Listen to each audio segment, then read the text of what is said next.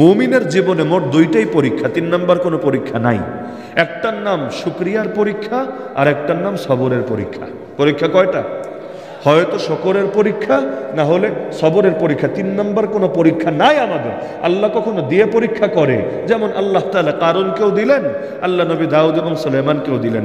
কারুন পাওয়ার পর পরীক্ষায় ফেল মারলো, সে বলল ইন্নামা উতিতুহু আলা ইলমিন ইনদি, আমার জ্ঞানের কারণে দেওয়া হয়েছে। নাউযুবিল্লাহি মিন যালিক। ওর ক্রেডিট, ওর জ্ঞানের কারণে দেওয়া হয়েছে। দাতার নাম মুখে আনে না, লজ্জা লাগে, লজ্জা। আল্লাহ দিছে এটা বলে না, আমাকে দেওয়া হয়েছে আমার জ্ঞানের কারণে। বাংলাদেশে এক শ্রেণীর সুশীল আছে, এগুলো বলে না আল্লাহ। ওরা কি বলে জানেন? শুরু করিতেছি স্রষ্টার নামে, শুরু করিতেছি প্রভুর নামে। কেন সুশীলের সুশীল? আল্লাহ বলতে শরম করে? বলবে না। কেন? আল্লাহ বললে অনেকে নারাজ হবে, প্রভু বললে সবাই খুশি, স্রষ্টা বললে সবাই খুশি, বিধর্মীরাও যাতে খুশি থাকে। এজন্য আল্লাহ শব্দ আপনি খেয়াল করলে দেখেন কাকতালীয় ব্যাপার না। ওরা ইচ্ছাকৃত এই শব্দগুলো এড়ায় চলে। জান্নাত বলবে না, স্বর্গ বলবে। জাহান্নাম বলবে না, নরক বলবে। এমন এমন অসাম্প্রদায়িক টাইপের শব্দ বলবে যাতে কইরা আল্লাহ খুশি থাকে, শয়তানও বেজার না হয়। ওদের ভাবটা এমন আর কি, যে আল্লাহ খুশি থাকে, শয়তানও বেজার না হয়। একদিকে হজ করবে আর একদিকে মন্দিরে গিয়ে আসি রে ভাই আসি সারাও দিয়ে আসবে। কেন?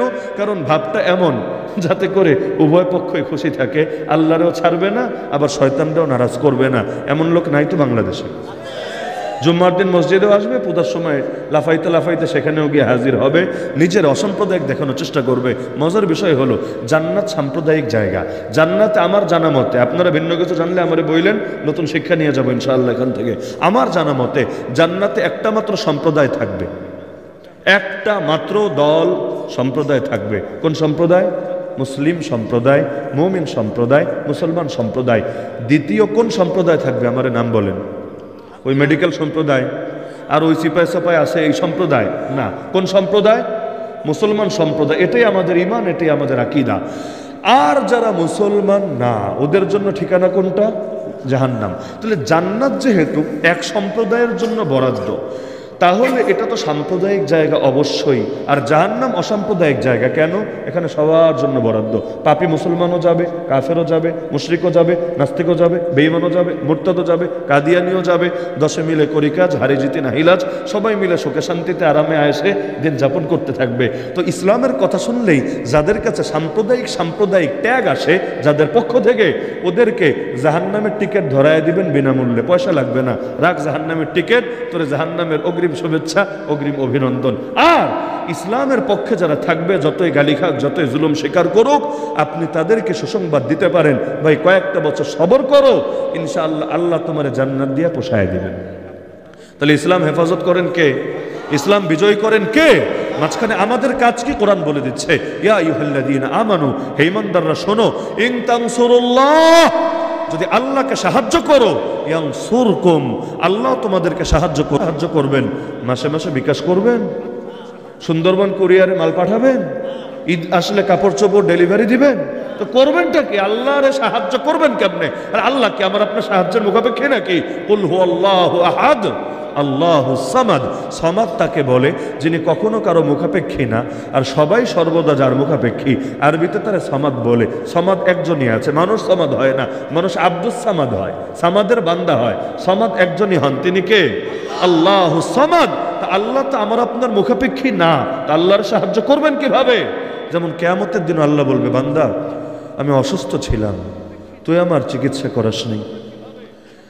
আমি ক্ষুধার্ত ছিলাম, তোর কাছে খাবার চেয়েছিলাম, তুই আমার খাবার দিস নেই। আমি বিবস্ত্র ছিলাম, কাপড়হীন ছিলাম, তোর কাছে কাপড় চেয়েছিলাম, তুই আমার কাপড় দিস নেই।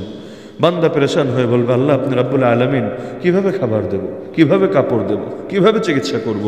আল্লাহ কি বলবেন?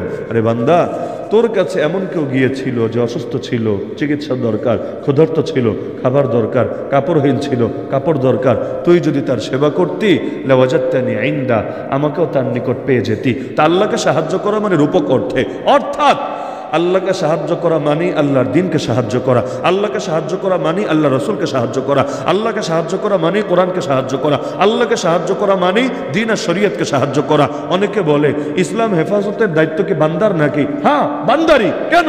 কারণ বান্দা হবে ওসিলা, আর বান্দার মাধ্যমে করাবেন আল্লাহ। বান্দা ওসিলা হয়ে দামি হবে, বান্দা ওসিলা হয়ে দামি হবে। আরে জগতে সব তো আল্লাহর নিয়ন্ত্রণে, তাহলে জান্নাত জাহান্নামের ফয়সালাই বা হবে কিভাবে? কারণ যা হয় আল্লাহর আদেশেই হয়, যা হয় আল্লাহর আদেশেই হয়। তাহলে বান্দার জন্য জান্নাত জাহান্নাম ঠিক হবে কিভাবে? কারণ সব তো আল্লাহরই আদেশ, সব তো আল্লাহরই কাজ। আমি তো কিচ্ছু না, আপনি তো কিচ্ছু না। আল্লাহু খালাকাকুম ওয়া মা তা'মালুন। তাহলে জান্নাত জাহান্নামের ফয়সালা হয় কিভাবে?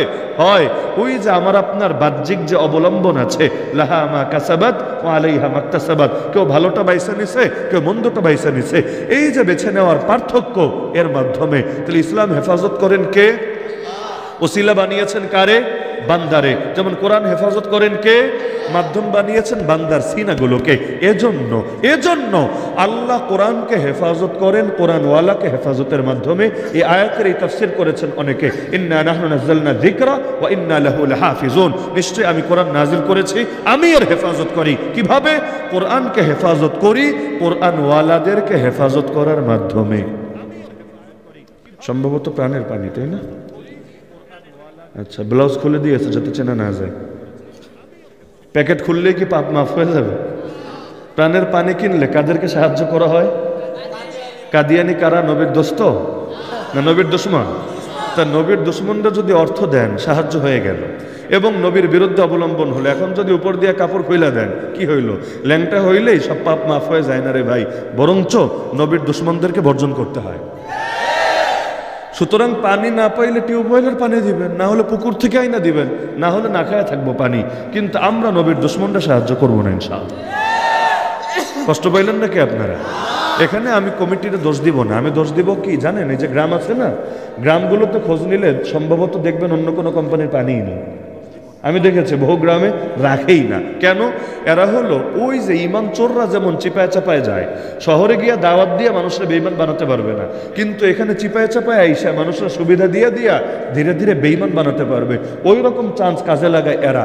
শহরে ওদের 2 নম্বর প্রোডাক্ট, কোয়ালিটিও ভালো না, মানুষে বেশি আগ্রহ করে না, মানুষ কেনে না। মানুষ আরো বহুত ভালো ভালো কোম্পানি আছে, ওগুলো কেনে। কিন্তু গ্রামে একটু বেশি সুবিধা টুবিধা দিয়া দোকানদারদেরকে ভুলভাল বোঝায় এগুলো রাখার চেষ্টা করে। কিন্তু আমি মনে করি যদি আল্লাহ নবীর আশেক হয়ে থাকে দোকানদাররা, তার ঐক্যবদ্ধ হয়, অবশ্যই তারা নবীর দুশমনদেরকে লাল কার্ড দেখাবে। তবে অনেকে জানেই না যেগুলো নবীর দুশমনদের পণ্য। এর ব্যর্থতা আপনাদের, এর ব্যর্থতা আপনাদের, দাওয়াতের ব্যর্থতা। আপনারা এখনো মানুষকে বোঝান নাই, মানুষকে জানান নাই। না হলে অবশ্যই কোনো দোকানদার জেনে বুঝে নবীর দুশমনের খাতায় নাম লেখাবে না। পাপই হতে পারে, কিন্তু নবীর দুশমন অন্তত কেউ হতে রাজি হবে না। আল্লাহ হেফাজত করুন। তাহলে আল্লাহরে সাহায্য করতে চাইলে আল্লাহর দিনটা সাহায্য করা লাগবে না কি লাগবে না? আরে ভাই, খালি হুজুররা বিপদে পড়লেই সাহায্য করা লাগে এমন না। ইসলামরাও মাঝে মাঝে বিপদে ফেলে দিতে চায় ওরা, তখন ইসলামের সাহায্য দাঁড়াতে হয়। যেমন মাজলুম খালি আমরা হই নাই, মাজলুম ইসলামও হয়েছে, মাজলুম কোরআনও হয়েছে। বলবেন কিভাবে? কত মানুষ কোরআনের শব্দরই নিকৃষ্ট বানিয়ে ফেলেছে। যেমন ধরেন জিহাদ, কোরআনের শব্দ না, নাকি আমাদের আবিষ্কার করা শব্দ? জিহাদ কিসের শব্দ? কোরআনের শব্দ, হাদিসের শব্দ, আল্লাহর শব্দ, নবীজির শব্দ। যে শব্দ আমরা বানাই নাই, আল্লাহ এবং তার রাসূল আমাদেরকে শিখিয়েছেন। তাহলে এই যে আমানতটা আল্লাহ দিলেন আমাদের কাছে, কোরআন আমানত, হাদিস আমানত, ইসলাম আমানত। এই আমানত কি পবিত্র আমানত না অপবিত্র আমানত? এবং এই আমানত যে আল্লাহ দিলেন, আল্লাহকে এটার জন্য ধরবে না আমাদেরকে? যেমন ধরেন বিদেশ যাওয়ার আগে 2 লাখ দিয়ে গেলাম আপনারে, আসার পর 50,000 ফেরত দিলেন। আমি তো খুশিতে বুকে জড়ায় নিব আপনারে, তাই না? নাকি উল্টা গাদ্দার বলবো? এই যে আমাদের যে ভাইয়েরা পালাইছে পাশের দেশে, এরা কিন্তু মাল সামানা অনেকে বুঝাই দিয়ে গেছে আমানত হিসাবে, দোস্ত যদি ওই দল করোস আমার এটা রেখা দে, আসার পর দিস আমারে, এভাবে রেখে গিয়েছে। কিন্তু আসার পর যদি এই দোস্তগুলো পোল্টি মারে, এরা যদি দেখা যায় যে এগুলো সাবার করে ফেলেছে, তাহলে ওই দোস্তগুলো যখন আসবে, আবার যখন ফিরে আসবে, ওরা কি খুশি হবে না নারাজ হবে? তো আল্লাহ যে আমানত দিলেন আমাদেরকে পুরো কোরআন, এর মধ্যে নামাজ নাই, রোজা নাই, হজ জাকাত নাই, ইলম দাওয়াত নাই, এর মধ্যে জিহাদ নাই, খেলাফত নাই, শাহাদাত নাই, দিন কায়েমের কথা নাই। আরে যে কোরআনে নামাজ আছে, একই কোরআনে জিহাদও আছে। নামাজ নিয়ে 82টা আয়াত আছে, জিহাদ নিয়ে 484টা আয়াত আছে। পুরোটাই যদি আল্লাহর আমানত হয়ে থাকে, নামাজ ছেড়ে দিলেও আল্লাহ ধরবে, ইত্তাখাযু হাযাল কুরআনা মাহজুরা। জিহাদ ছেড়ে দিলেও আল্লাহ ধরবে, ইত্তাখাযু হাযাল কুরআনা মাহজুরা। ওরা এই কোরআনকে পরিত্যক্ত বস্তু বানিয়ে ফেলেছে।